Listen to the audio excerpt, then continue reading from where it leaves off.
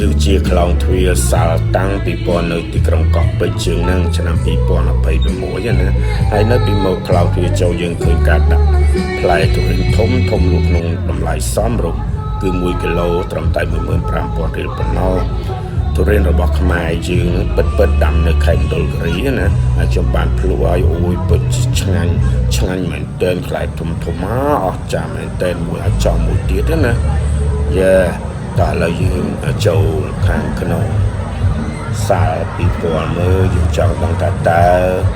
មានអ្វីប្លែកសម្រាប់ថ្ងៃហ្នឹងណាមកយើងចូលទៅទាំងអស់គ្នាអូខេ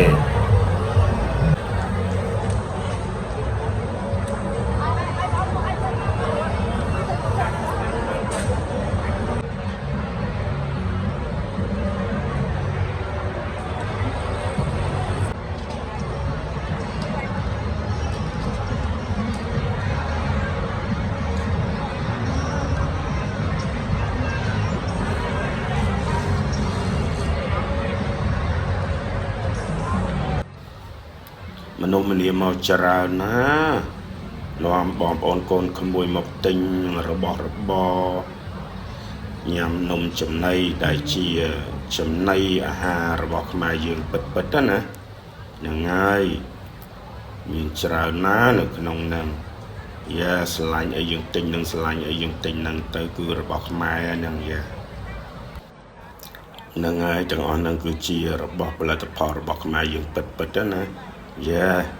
យើងត្រូវតែជួយលើកតម្កើងផលិតផលរបស់ខ្មែរយើងយ៉ាត្រូវហើយ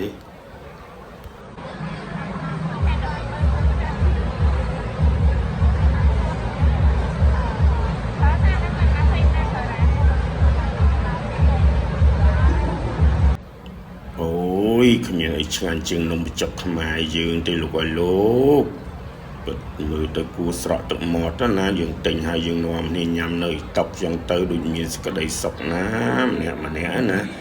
យ៉ា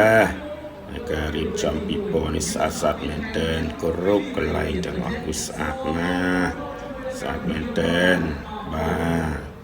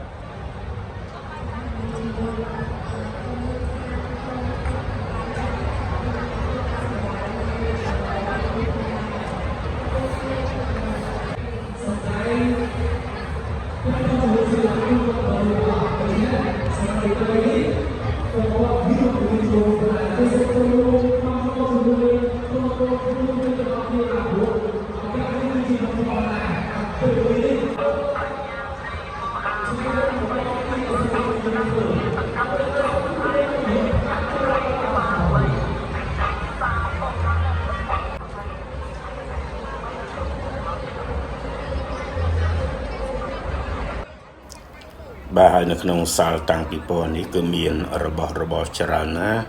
តាំងពីសម្លៀកបំពាក់របស់របរប្រើប្រាស់ផ្លែឈើនំចំណីគឺសុទ្ធសឹងជារបស់ខ្មែរផលិតដោយស្នាដៃកូនខ្មែរទាំងអស់មករសាយតាម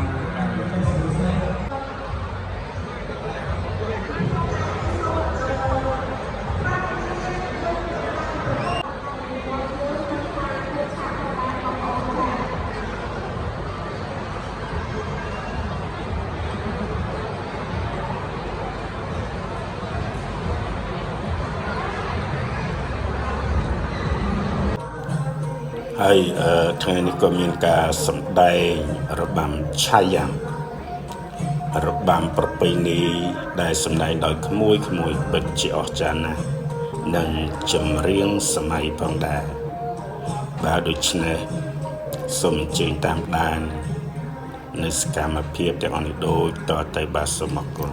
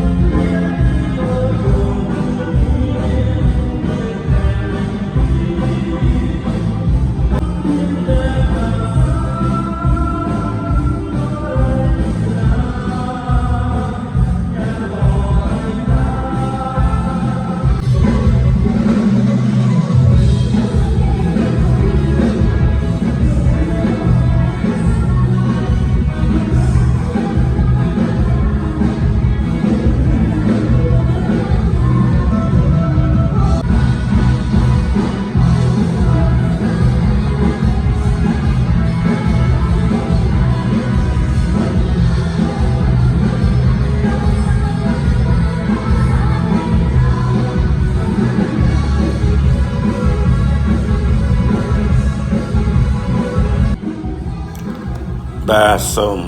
អរគុណបងប្អូនដែលបានទស្សនាវីដេអូនេះបាទសូមអធិស្ឋានផងដែរបើសិនជាមានប្រការណាខ្វះខាតលើលួយក៏សូមអធិស្ឋានទៅណាហើយយើងនឹងជួបกันនៅវីដេអូក្រោយៗទៀតបាទសូមអរគុណទាំងអស់គ្នាណាជម្រាបលាបាយបាយ